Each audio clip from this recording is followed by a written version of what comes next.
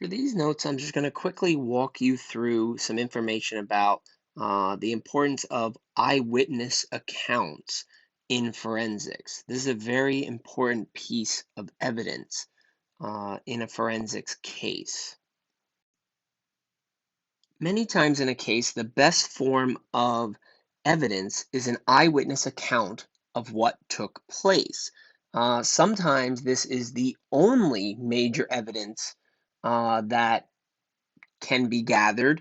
And this is a problem because a lot of times these eyewitnesses don't always remember everything fully. There's other issues, as we're going to go through, about why a person's memory might be faulty about a specific crime. So there's definitely concerns here. But oftentimes, these eyewitnesses, they are, put on the stand in a trial and they tell the jury exactly what they remember. And there's that connection between the person on the stand and the jury that makes them seem very reliable, especially if the jury can trust them. So, oftentimes, these eyewitness accounts are very, very valuable in getting a person convicted, whether they are completely accurate all the time or not. I just want you to see this fact here, and you can read it, but it's actually very important because when DNA testing came around, what they found was that a lot of these people who were being exonerated because of DNA testing, the eyewitness accounts were wrong, and that's why a specific suspect was in jail because the jury believed it and the person was convicted.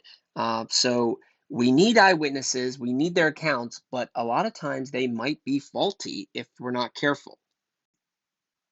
So now I'm just going to walk you through some different things about the witnesses themselves that might affect their memory and affect their ability to recall what happened. So age is a pretty big role.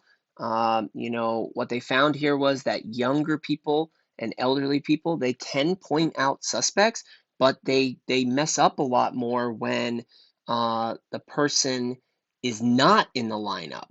So that leads to them potentially identifying somebody else incorrectly. There's something here called the cross race effect, which basically says that people are better at recognizing faces of their own race.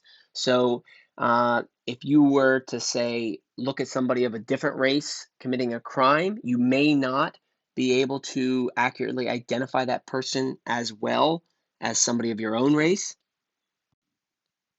A person's drug use can affect their ability to remember certain things. And then also, there's other people's influence that can affect your ability to recall certain things that might have happened. So, if somebody suggests something to you, then you might think that it happened. This is also important for when people are investigating the crime. They have to be very careful not to suggest certain things to the witnesses so that the witnesses can remember what happened on their own. So there are some other things here that can affect a person's ability to remember what happened in a crime, and these things are crime scene and suspect factors. So, for example, if a person pulled a gun on you, if you have never been exposed to that before, you might be more focused on the weapon itself rather than the person's face. So that could be pretty traumatic. How long you're actually able to view the suspect is important as well, because if you only see the person for a quick few seconds, you're not going to probably remember the person as well as if you had a long time to study and look at their face. Sometimes, if a person has specific features about themselves, it might make it a little bit easier to remember what they look like. Sometimes, even things like body piercings or tattoos are important for that. But if a suspect is wearing a disguise, sometimes this actually messes up a person's memory and they cannot remember what they look like as well. And also, the time of day plays a role in being able to remember certain information about a crime. If the crime took place in a dark alley that you're not familiar with, it's probably going to be a little bit more difficult to remember information about the suspect because your brain is focused on the new information in that situation about where you are at. Versus if the crime took place in an area that you're very familiar with, your brain kind of knows that place. You'd be less focused on that information and more focused on the suspect. So lastly here, I just want to focus on the difference between individual and class evidence. Individual evidence is any piece of evidence that points to a specific person. If DNA is found at a crime scene or fingerprints, that leads to the identity of one specific individual person.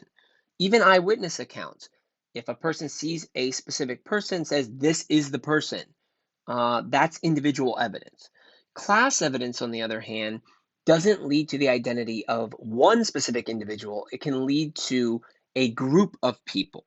So, for example, if you found a blood droplet at a crime scene and you knew the type of blood that the suspect has, that leads to a group of people, but it doesn't necessarily lead to the exact identity of the suspect.